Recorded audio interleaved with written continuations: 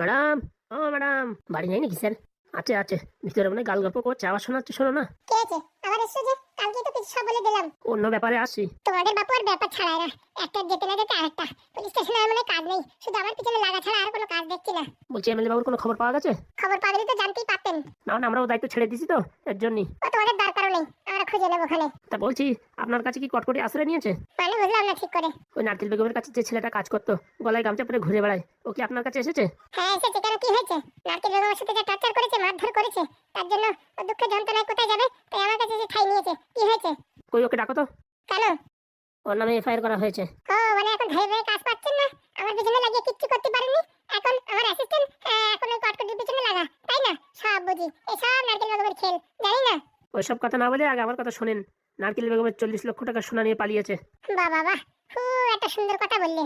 কেউ যদি 40 লক্ষ টাকা সোনা নিত, সে কি আর আমার কাছে আসতো? হ্যাঁ, এক গ্রাম ছেড়ে ও বাগান বাড়ি চলে যেত না? এতক্ষণ মোটামুটি বোম্বে আমেরিকা চলে যেত। বলছি আপনার সাথে কথা বলার কিচ্ছু নেই, খালি খালি ঝগড়া করে লাভ নেই তো। যার নামে এফআইআর হয়েছে তাকেই ডাকছি, কটকটিকে ডাকেন। আপনাদের বলা শুধু শুধু কটকটি, বাবা কটকটি একটু এদিকে আয় তো একবারের জন্য। আসি মা। ওরে বাবা, এখান থেকে মা বানিয়ে ফেলেছে। কি হয়েছে? এই দারোগা বাবুরা এসছে, তোর নামে কি উল্টোপাল্টা কথা বলছে? কি বলছে? এদিকে আসো, শোনো। বলেন। কাজটা কি ঠিক কাজ করেছো? কেন, আমি আবার কি করলাম? নারকেল বেগমের বাড়ি থেকে 40 লাখ টাকা সোনা নিয়ে ধাওয়া হয়ে গেলে। উল্টোপাল্টা কথা বলার আর জায়গা পাচ্ছেন না নাকি?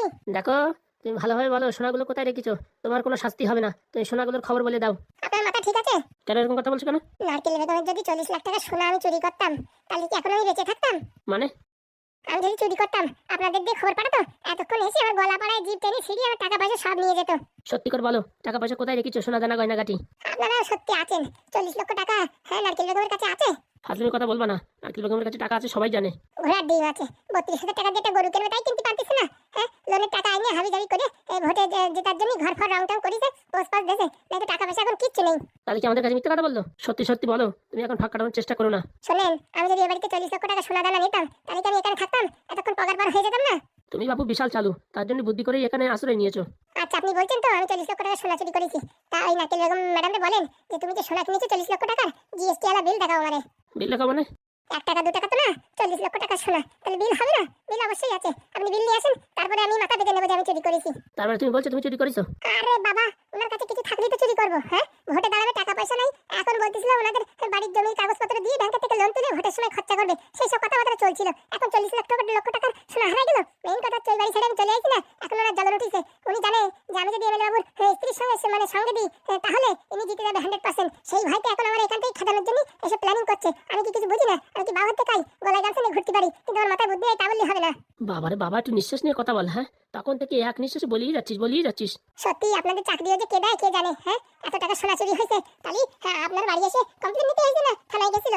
না না, আমাদের ফোন করেছিল, বাড়ি আসছি। যে মানুষের 10 টাকা হারাই গেলে ঘর এদিকে তো ওদিক করে দেয়, সেই মানুষের এত টাকা হারাই গেলে হ্যাঁ এতক্ষণ সবকিছু উল্টোপাল্টা করে দিত। সব ফাজলামি কথা, আমার এখান থেকে সরানোর জন্য প্ল্যানিং করছে।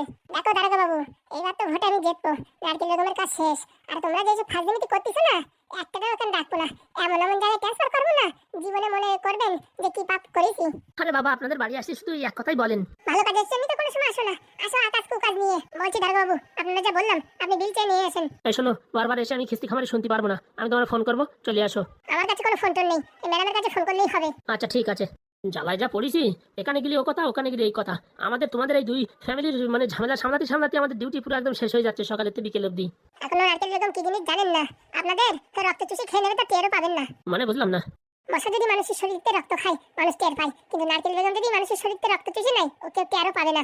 সে আবার কিরকম কথা? বলে দিলাম, মিলাই নিয়েন হিসাব। তাহলে কি ওয়াইফাই এর মাধ্যমে রক্ত চুষে খায়? ওয়াইফাই এর মাধ্যমে খায় কি ব্লুটুথের মাধ্যমে খায়, সে আমি বলতে পারবো না, সময় আসলে বুঝতে পারবেন। ঠিক আছে, আমি বিকালের ভিতর ফোন করবো, যদি তোমার কোনো দোষ ত্রুটি থাকে। ঠিক আছে, এখনই তুমি স্বীকার করে নাও। বললাম না আমার কোনো দোষ নেই। ঠিক আছে, আর তুমি এখান থেকে পালানোর কোথাও ব্যবস্থা করবে না, বুঝতে পারিছো? যদি পালাও তাহলে সম্পূর্ণ দোষ তোমার, আর পালায় যা। কাজ করতাম না, আমার বুকের পাতা এত দম নেই আপনার সামনে বসে এইভাবে কথা বলতাম। হ্যাঁ সেটা ঠিক কথা। তাহলে আপনি ওখানে গিয়ে সব খবর নিন, ওখান থেকে সব হাবিজাবি কাজ হচ্ছে। বলছি তোমাদের উকিলদের ছেড়ে দিয়েছিলাম, সে আসেনি এ বাড়ি? যে মান মেরেছেন সে এখন ঘুমাচ্ছে। কই, আমরা বেশি মারিনি তো। বললো তো যে মান মেরেছে উঠে বসতে পারছে না।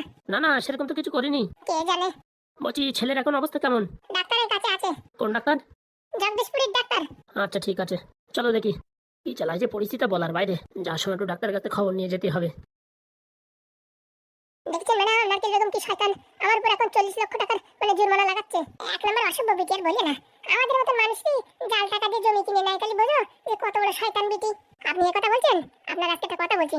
পাদু থাকে ব্যাঙ্গালোরে চাকরি করে, আর এখান থেকে কলকাতি করে ও চাকরি হোল্ড করে দিয়েছে। তা জানেন কত বড় শয়তান, কত বড় হাতে পাওয়ার। ওইসব পাওয়ার আমার দ্বারা কাজ হবে না। আপনি চিন্তা করবেন না, আমি তো আছি। নারকেল বেগমের কতদূর ক্ষমতা সে আমার মাপা আছে। তুমি সঙ্গে থাকলে আমার আর কারোর দরকার নেই, চিন্তা করবেন না।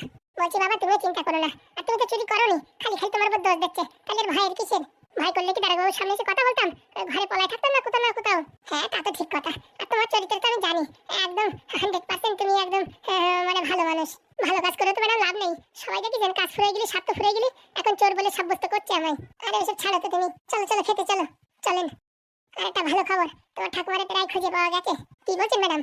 হ্যাঁ হ্যাঁ, তোমার ঠাকুমার হাতে চুড়ি পাওয়া গেছে। আর কিছু সময়ের ভিতরে হয়তো তোমার ঠাকুমাকেই খুঁজে পাওয়া যাবে। তাই যেন হয়, তাই যেন। মাটার জ্ঞান ফিরে যাচ্ছে না তো? না না, শোকের ঘুম ঘুমাচ্ছে। ঘুমা শালা, তুই যতদিন ঘুমায় থাকবি ততদিন আমার পকেটে টাকা আসবে। তোর বাড়িতে বলে আছি তোর সারালাক্স খাওয়াচ্ছি হচ্ছে ভাতের ফ্যান আর বিস্কুট গুঁড়ো। যতদিন পেটে শুয়ে থাকবি ততদিন আমার পকেট ভর্তি থাকবে। শালা, সেলাইনের ভিতরে এরপরেতে ফ্যান ভরে দেবো, তার সাথে একটু বাংলা মাল চড়াই দেবো। তারপরে যাই হবে। তোর বাড়িতে তো তোরে ছেড়ে দেছে, এখন তোরে দিয়ে আমি এক্সপেরিমেন্ট করবো যে কি করে কি হয়। আর তোরে যেসব মাল মেটেরিয়াল খাওয়াইছে এই জন্মে তোর জ্ঞান ফেরবে না। ওই ডাক্তারবাবু আছে নাকি ভিতরে? কে? ডাক্তারবাবুর হসপিটালে ডাক্তারবাবু থাকে না তো কে থাকবে শুনি? ভিতরে আসতে পারি? আসো আসো। বলো নাই কয়া নাই, ঘপ করে ঘরের ভিতর ঢুকে আসে। কি চেঁচাচ্ছিলে কেন? বলছি দারোগাবু, আপনি কেন এটুকু চেঁচাচ্ছিলি যে? চাচা আরো দেখি। না মানে ওই আর কি, এমনি মাথা গরম হয়ে গেছে তো, তার জন্য ভাবছি কে না কে। আর মাঝে মাঝে একটা ছেলে এসে আমার ভারী ডিস্টার্ব করে। আমি ভাবছি সেই ছেলেটা। সরি, ভুল হয়ে গেছে, ক্ষমা করে দেবেন। বলছি এটা এমএলএ ছেলে না? আগে দারোগাবু, এর অবস্থা এখন কেমন? আগের থেকে অনেক ভালো। বাড়ি যখন ছিল না মনে হচ্ছিল সে একসাথে 2-3টে রোগ হয়েছে, তো এখন তো মনে হচ্ছে মোটামুটি একটা রোগ একটু কমিছে। মানে এই আগে নাকি পায়খানা করছিল না, আমি তো ভাবছিলাম পাইলসেরও সমস্যা আছে, তো একটু পাইলসের ওষুধও খাওয়াই দিছি। আর এই সেলাইন টেলাইন চলছে, এখন এই হাগাটা ফ্রি হচ্ছে, কিন্তু এই জ্ঞান এখনো ফেরেনি। তা বলছি কি, তুমি কি এই রুগীটা ঠিক করতে পারবা? না পারলে বড় হসপিটালে ট্রান্সফার করো। কি যে বলেন স্যার, এর থেকে কত ডেঞ্জার রুগী ঠিক করে দিলাম, আর এটা তো সামান্য কেস, একটু সময় লাগবে এই আর কি। বলছি এর হয়েছেটা কি? আপাতত কোমায় চলে গেছে। এই বয়সী ছেলে পেলে কোমায় কি করে গেল? আমার মনে হয় কি ফ্যামিলির চাপে পড়ে। কিন্তু ওর ফ্যামিলির তো কোনো সমস্যা নেই, টাকা পয়সার সমস্যা নেই, ঝগড়াঝাটি কোনো সমস্যা নেই, তাহলে ওর এরকম হওয়ার কারণ কি? সেটা তো এখন একটা সিটি স্ক্যান না করলে জানা যাচ্ছে না। কিন্তু আমার যা মনে হচ্ছে বিয়ের পরে মানুষের একটা মানসিক অশান্তির সৃষ্টি হয়। আমার মানে এই পেশেন্ট মনে হয় সেরকম মানসিক টেনশনে ভুগতে ভুগতে তার বউর কথা ভাবতে ভাবতে অনেক টেনশন নিয়েছে, তার জন্য ঝপাত করে মনে হয় কোমায় চলে গেছে। না না, অন্য কিছু হবে হয়তো, কোনো কেমিক্যাল খাইয়েছে কি দেখো তো একটু টেস্ট করে। আগে স্যার, কালকে সকালবেলা ব্লাড টেস্টিংয়ে পাঠিয়ে দেবো। এখন ব্লাড টেস্টিং করনি? মানে আর কি সেলাইন চলছে তো, এখন এই ব্লাড নিলে পারে ব্লাড এবার অন্য কিছু দেখাবে। অন্য কিছু দেখাবে মানে? এই মানে ওষুধপত্র যা ইঞ্জেকশন ফিনজেকশন যা দেওয়া হয়েছে, তা এখন শরীরের ভিতর ঘোরাঘুরি করছে তো, রাত্রেবেলা সেলাইনটা বন্ধ করে দেবো, সকাল অবধি ফিল্টার হয়ে যাবে, তখন রক্ত নিয়ে পরীক্ষা করে আপনাকে জানাবো। এখন করলেই ভালো হতো আমার সামনে। বলছি ডাক্তারবাবু, রক্ত নিয়ে পাঠাতে হবে, আমাদের এখানে তো ল্যাবরেটরি নেই। ঠিক আছে, কালকে সকালে আসবো ওখানে আমি। আচ্ছা দারোগাবু, এই রুগীটা তাড়াতাড়ি ঠিক হওয়ার দরকার, বুঝতে পেরেছো? আগে ডাক্তারবাবু, আমি প্রাণপণ চেষ্টা করছি। তবু আন্দাজ কতদিন সময় লাগতে পারে? ওই ধরে রাখেন মাসখানিক ফাঁসখানিক কিচ্ছু না, 5 দিন সময় দিলাম। এর ভিতরে যদি জ্ঞান না ফেরে তাহলে এখান থেকে আমরা নিয়ে অন্য বড় হসপিটালে অ্যাডমিট করবো, কিন্তু বলে দিচ্ছি। 5 দিনে কোমার রোগী জ্ঞান ফেরানো মানে খুব ক্রিটিক্যাল ব্যাপার। অত শত জানি না, আজকে 4 তারিখ, 9 তারিখ অবধি তোমার টাইম। এর ভিতরে যদি জ্ঞান না ফেরে তাহলে ভাবো, তোমার হসপিটাল থেকে তাকে নিয়ে যাবো আর তোমার উপরে অনেক বড় একটা চার্জশিট তৈরি করবো। আমার পরে চার্জশিট মানে? আমি তো কিছু করিনি। চার্জশিট এই জন্য যে এত সিরিয়াস রুগী তুমি দেখতে পারো না, তবু অ্যাডমিট রেখেছো কিসের জন্য? শুধুমাত্র পয়সার জন্য? তার জন্য তোমার নামে আমি কেস করবো। না না ডাক্তারবাবু, টেনশন নেবেন না, 4 দিনের ভিতরে রুগী ঠিক হয়ে যাবে। ঠিক আছে, 9 তারিখের ভিতরে ঠিক চাই, নাহলে কিন্তু কপালে দুঃখ আছে। আচ্ছা স্যার, আচ্ছা, যা বলছি তাই মনে থাকে, আর কালকে সকালবেলা ব্লাড টেস্টিংয়ে পাঠাও। আচ্ছা চলেন। হ্যাঁ ডাক্তারবাবু চলেন। এই শালা তো আমার কেস খাওয়াবে মনে হচ্ছে। বাড়ি বসে শালা এতদিন চিত হয়ে পটলের মতন ছিল, তখন শালা যাই কেউ কিছু বলেনি। আমার এখানে কালকে ভর্তি করতে পারলাম না, এখন বলছে 4 দিনের ভিতরে জ্ঞান ফেরতে হবে। আমি শালা ছোটোখাটো ডাক্তার, এত বড় এখন কি করে কি করবো আমি তো কিছু বুঝে পাচ্ছি না। আর এই সেলাইনের ভিতরে ফ্যান দিচ্ছি, এখন ফ্যান দেওয়া যাবে না। আমার যা মনে হচ্ছে এর যদি কেমিক্যাল খাওয়াই থাকে সত্যি, তাহলে এর জ্ঞান ফেরতে গেলি ওই সেলাইনের ভিতরে কি যেন বাংলায় বাংলা কাটে, শুয়োরে কাটে কচু। মানে এই বোতলের ভিতরে এখন বাংলা মাল চালাতে হবে, তাহলে এর ভিতরে যত মাল মেটেরিয়াল আছে সব কেটে পায়খানা দিয়ে বেরোয় যাবে, তাছাড়া আর কোনো রাস্তা নেই। দারোগাবু আছে, মানুষদের 1 সপ্তাহ 2 সপ্তাহ টাইম দেয়, হ্যাঁ 5টা দিন সময় দিয়েছে।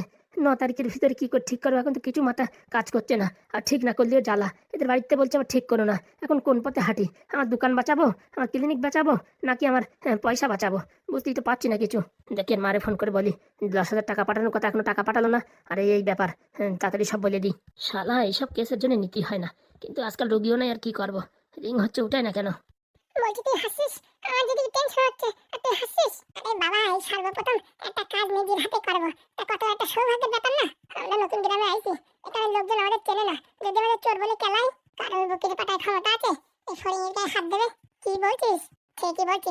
তুই আমার আগে দেখি তো, পিছন পিছন চলো। না না, আমি আগে থাকবো, না হলে নাদন ভাই আমার বলবে যে তুমি কোনো কাজের না। মোবাইলটা বের করো, ওই ছেলেটার ফটো, ওই ছেলেটাকে খুঁজে বের করতে হবে। বের করছি, দাঁড়া। এবার হাঁটো সামনের দিকে। ওই যেটা লোক আসছে রে, দাঁড়া, ওনার কাছে জিজ্ঞেস করি। করো। এই যা, গ্রামের দুটো নতুন বকরা দেখছি যে, এদের কাছ থেকে কিছু মাল করে ঝাপতে হবে। বাবারা, তোমরা কি এই গ্রামে নতুন? আগে হ্যাঁ। তা কার বাড়ি এসেছো শুনি? মানে কারোর বাড়ি না, একটা ছেলেরে খুঁজতে আইছি। কই ফটো টটো আছে? কিছু দেখাও। এই যে ফোনে আছে, দেখেন। কই কই কই, দেখি দেখি। এই দেখেন, চিনতে পাচ্ছেন? এক নম্বরে সয় করে খাইছে শালা। ফিস্টি পাতায় ওর ফিস্টি, ওর পিন্ডি চটকাবো। শালা এখন অন্য গ্রামে যায় কি কুকীর্তি করেছে কে জানে। বলছি এই মালটা তো আমি চিনি, এর নাম কালু। তা কি করেছে? বিরাট বড় একটা ঘাপলা করেছে। আমাদের বাড়ি গিয়ে আমাদের বাড়ির ওই বোর্ডের ফ্ল্যাগের থেকে তার ছিঁড়ে নিয়ে এসে। বোর্ডের ফেলাগেতে তার ছেড়ে নিয়ে আইছে, আর তুমি 2-3টে গ্রাম টপকাই আইছো, তাই তো মনে হচ্ছে, তাই তো নাকি? আগে হ্যাঁ। তা বলছি তারের দাম কি প্রচুর দাম নাকি? তার দাম প্রচুর দাম বলে না, আমার বাড়ি থেকে চুরি করেছে, ওরে শাস্তি দিতে হবে। ভালো করে দাও, এক নম্বরের শয়তান। শালা আমার মুরগি চুরি করে খাইছে, হারামজাদা। তো বলছি এর কোথায় পাবো? এর সাথে আর একটা সাদা চুল করে একটা মাল থাকে। এই দুটি হচ্ছে এই গ্রামের হচ্ছে বদমাইশির একদম পোত পাকার হাড়ি। ভাবছিলাম আমি তোমাদের কাছ থেকে, বুঝছো, টাকা খসাবো, বাংলা খাওয়ার টাকা। কিন্তু এদের দেখার পরে না আমার শরীরের ভিতরে বাংলা খাওয়ার ইচ্ছা পুরো মরে গেছে। তুমি যদি এদের শাস্তি দিতে পারো না, আমি বলিয়ে দিচ্ছি দুইজনের 200 টাকা দেবো। এই গ্রামে আমার থেকে কিপটে কেউ নেই, কিন্তু এই শালারা যাবার যে জ্বালান জ্বালাইছে না, আর কি বলবো। এদের শাস্তা করতে পারলে আমি 200 টাকা দেবো বলছি। টাকা পয়সা দেওয়ার দরকার নেই, আমি বলছি এর সাথে একটা সাদা মাল চুল মাথা বললে ওই মালটা চেনো? চিনি। এই আমি ফটো দেখাচ্ছি, দেখো এটা। হ্যাঁ হ্যাঁ হ্যাঁ, এই তো শয়তানের বাসা। এই দুটো হচ্ছে সারা দেশের বিশ্ব পতাকা। হ্যাঁ, একদম গ্রামটারে ঝঞ্ঝির ঝঞ্ঝির করে তুলিছে। এদের বাড়িটা কোথায়? বাপ মা আছে বাড়ি এদের? বাড়ি যায় কোনো লাভ নাই। হ্যাঁ, 1 নম্বরে হচ্ছে হারামজাদা, এর বাপও এর মাও। এর বাপ হচ্ছে গরুর দালাল। 2 নম্বরে যত কাজ সব এর বাপ করে। এর মা বাড়ির ধারে কেউ গেলি এরকম খাবরান খাবরায়, হ্যাঁ, তার মানে পিত্তি তো গলিয়ে বেরোই যায়। অসেমনি আমাদের ভয় নেই, খালি বাড়িতে দেখাই দেন। বাড়ি তো দেখাই দেবো, কিন্তু পারবা না। এর বাপ মার সাথে পারবা না, এই বিশাল বিষধর সাপ। তা বাপু, এটা সত্যি করে বলো, কেউ ওই প্লাগের তার ছিঁড়ে নিয়ে গেলি পরে এত দূর আসে না? অন্য কোনো ঘটনা নাকি? আপনারা আর কি মিথ্যে কথা বলবো? এই শালা দুটো আমাদের সংসারে আগুন লাগাইছে, বুঝতে পারিছেন? আগুন লাগাবে না? আমার জ্যান্ত দুটো মোরগ খেয়ে ফেলাইছে শালারা। হ্যাঁ, ফিস্টি মারাইছে। হ্যাঁ, আমাদের মোরগ খেয়ে ফেলাতে পারছে, আর তোমাদের সংসারে আগুন লাগাতে পারবে না? এদের বুঝিস, ঠ্যাং উপর মধ্যে বাড়ানোর দরকার। বাড়িটা খালি দেখাই দেন। বলছে কি, মালগুলো কি করেছে একটু বলো তো আমার দেখি। এখানে ভাবিছি কারোর সাথে কিছু বলবো না, কিন্তু আপনার দেখে মনে হচ্ছে ভালো মানুষ, তাই বলছি। বলছি এই গ্রামে যে ঘটক চেনো? ওই নান্টু ঘটক? নান্টু ঘটক? কি ঘটক তার নাম মনে নাই আমার। আরে মাথায় টাক করে, তাই তো? একদম একদম। ও শালা একটা বদের হারিয়ার বলে না, মানসির ছল মেয়েরে কি করে বিয়ে দিতে হয়। সত্যিরই মিথ্যে, মিথ্যের সত্যি।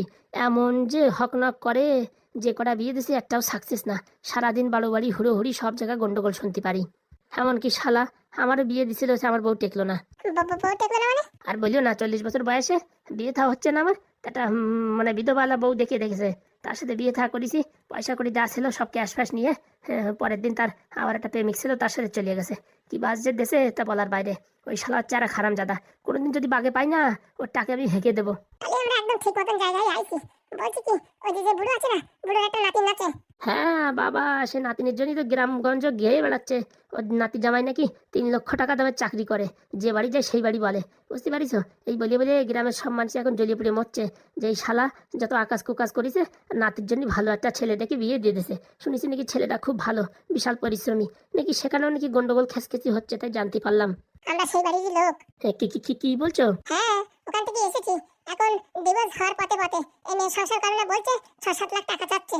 6-7 লাখ? হ্যাঁ, তার জন্য তো এই গ্রামে আসি, তাদের বিষয় জানার জন্য যে এরা কিরকম ধরনের মানুষ, মেয়ের চরিত্র কেমন। বাবু শোনো, আমি বলে দিচ্ছি, ও মেয়ের চরিত্র সেরকম ভালো না। ওই একটু আগে একটা ছেলের ফটো দেখালো না, সাদা চুল, ওর সাথে প্রেম করে। সে খবরটা আমরা জানতে পারিছি, কিন্তু 100% প্রুফ না হলে উকিলের কাছে দেখানো যাচ্ছে না, নয়তো আমাদের টাকা পয়সা খালি খালি চলে যাবে। বলছি কিরকম প্রমাণের দরকার? এমন একটা প্রমাণ বের করে দিতে হবে যে একটা ভিডিও দেখলি পারে মোটামুটি উকিল বাবুর আর কোনো কিছু দেখার দরকার নেই। তাহলে আমার মতো একটা শয়তানি বুদ্ধি আছে। শয়তানি বুদ্ধি না করলে পারে ওদের ধরা যাবে না। কিরকম? ওই যে ওই দুটোর ভিতরে কালা মালারটা দেখিস, হ্যাঁ। ওটা হচ্ছে 1 নম্বরে মাতাল। মদের কথা শুনলি না, ঠ্যাং উপর দিয়ে পাও নিচের দিয়ে চলে। তারপরে? ওর সাথে যদি কোনো মতে পটাই টটাই ওরে বাংলা খাওয়াতে পারো 4-5টা, তারপরে ক্যামেরা অন করবা আর ওর প্রশ্ন জিজ্ঞেস করবা, ঘ্যাপা ঘ্যাপ মনে কোনো রসকস থাকবে না, সবকিছু সত্যি বলে দেবে। মাত্র 5টা বাংলা খরচা করলেই তোমরা প্রমাণ পেয়ে যাবা। সত্যি আপনাকে অসংখ্য অসংখ্য ধন্যবাদ। তোর সাথে মিটিং কি করে ফিক্স করবো? সে আমি তোমাদের ফোন দিয়ে দেখাই দেবো, কিন্তু আমার দেখলে কিন্তু ও মাল আসবে না। ওরে আমি যখনই দেখি তখনই খিস্তি খামারি করি, বুঝিছো? আমার একটা এন্ট্রি পার্টি, আমিও চাই ও মাল বিরাট একটা শাস্তি পাক। ঠিক আছে, তোমরা শাস্তি দিতে পারবা তো? তুমি খালি আমাদের ভিডিওটা জোগাড় করে দাও, তারপরে ওরে আসলে কথা দিয়ে বাড়বো। তাহলে এক কাজ করো, আমার বাড়ি চলো। বুঝতে পারিছো? আমার বাড়ি চলো, খাওয়া দাওয়া করবা। আর পয়সা করে কিছু আছে? পয়সা নিয়ে চাপ নাই, আছে 1000 হয়ে যাবে। আজকে বিকেলে আমাদের বাড়ি পার্টি হবে, খাওয়া দাওয়া। কালকে সকালবেলা বুঝিছো ওই মালটারে যে করে হোক পটাই টটাই তোমাদের সাথে বাগানে পাঠাই দেবো। ভালো করে বাংলা খাওয়াইয়ে সব কিছু জিজ্ঞেস করবা, দেখবা ঘড়াঘড় ঘড়াঘড় করে সব বলে যাবে। ওই প্রমাণ যদি কোর্টে দিয়ে দিতে পারো, তোমাদের 1 টাকাও লাগবে না। সত্যি আপনাকে কি বলে যে ধন্যবাদ জানাবো। প্রথম খোঁজাতেই আপনার দর্শন পেয়ে গেছি। ভগবান রূপে এসেছেন আপনি। কি যে বলো! বলছি কি, শোনো, আমার টাকা পয়সা কিচ্ছুর দরকার নেই, ওই দুটোর কিন্তু বিরাট শাস্তি দিতে হবে। আপনি খালি দেখেন আমরা কি করি। চলো তাহলে আমাদের বাড়ি। আচ্ছা চলেন। দুটোরে দেখাবো কত ধানে কত চাল। আরে খগেন, কেমন আছো? এই চলে যাচ্ছে। তো তোমার বাড়ি নাকি শুনলাম একটা ওই পাটা আছে, নাকি একটু রোগ রোগ অবস্থা, বিক্রি করবার শুনলাম। রোগ তো আছে, ও ঠিক করে ফেলাইছি আমি আয়ুর্বেদিক ওষুধ খাওয়াইয়ে। কি বলছো? হ্যাঁ, আয়ুর্বেদিক ওষুধ খাই রোগ ঠিক হয়ে গেছে? হ্যাঁ হ্যাঁ। তা কি ওষুধ খাওয়াইছো? ওসব আমি জানি না, ওই একটা ওঝা বাবা দিছে, তাই খাই দিছি, ঠিক হয়ে গেছে। তা বিক্রি করলি বলো, কত দিতেই হবে? ও না, এখন বিক্রি করবো না, ও কালী পুজোর সময় ছাড়া বিক্রি করবো না আমি। ওরকম করছো কেন? বলো, ন্যায্য দাম দেবো। সে পরে দেখা যাবে, এখন আমি একটু ব্যস্ত আছি। আমার বাড়ি এই অতীত কুটুম্ব আইছে, তাদের নিয়ে এখন খাতি টাতি দিতেই হবে। তা কোন গাঁর কুটুম্ব শুনি? ওই তো চম্পাইনগরের কুটুম্ব। তা বলছি, কুটুম্ব যখন আইছে পয়সা করে দিতে দরকার, বিক্রি করে দাও না, ভালো দাম দেবো। বলছি শোনো, ও পাটার দাম তুমি দিতে পারবা না। কি বললে তুমি? ঠিকই বলিস, ও পাটার দাম তুমি দিতে পারবা না। যাও দেখি বাড়ি থেকে যাও, আর মাথাটা খারাপ করে না। আজকে এতগুলো লোকের সামনে আমার অপমান করলে, ভালো করলে না কাজ, বলে দিচ্ছি। আরে বাবা, আমাদের বাড়ি এখন আত্মীয় স্বজন আছে, তুমি যাও তো দেখি। এইরকম কুকুরের মতন তাড়াই দিচ্ছ? কোনোদিন তোমার ছাগল ফাগলের রোগ হোক, আমাদের বেশি আসো, টেনবো না বলে দিচ্ছি। আরে বাবা তুমি এখন যাও, পরে কথা হবে। মালগুলোর বেশি তেল বাড়িয়ে গেছে, দেখাচ্ছি দাঁড়া। এই যে দেখিছো না, বললাম না গরুর দালাল, ওই যে হচ্ছে ওর বাপ। এই বুড়োর বাপ? আরে বাবা বললো না, 1 নম্বর শয়তান। দেখিছো আমার ছাগলটা কেনার জন্য কিরকম ব্যবস্থা করছিল, উঠে পড়ে লাগবে, আমি বেসবো না তাও কিনবে। এইরকম হচ্ছে দালালের পরিস্থিতি। আপনি টেনশন করবেন না, ওর ছেলেটা ভালো মতো সাহায্য করবো। খালি হাতে আগে এভিডেন্স আসুক। সব হবে, তুমি চলো বাড়ির দিকে। আর এইসব কথাবার্তা বাড়ি যেয়ে আলোচনা করবা না, দেয়ালেরও কান থাকে, ঠিক আছে? আচ্ছা চলো তাহলে চলো, আজকে সালাদ দেখাবো কত ধানে কত চাল। মুরগি চুরি করে খাওয়া দেখাচ্ছি, দাঁড়া।